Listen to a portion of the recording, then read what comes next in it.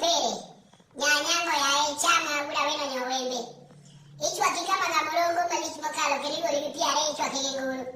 Yogene mene chwa kimalichi de. Mage penye mwageo batu wako changama yako yao. Changa. Barane mene matino viro mamokone ya baka. Mokekete kiyo. Moko ino nege kitelo kena kage. Oyudi.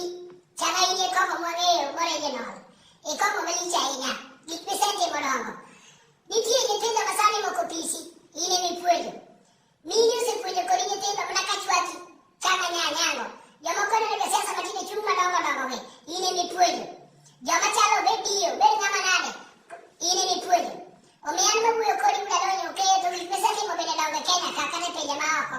Ngato kumagi ni wale deoge. Ngato kotoba imetaro mucho kuome. Ngato benu ugo kredi kia kule. Olale koyo.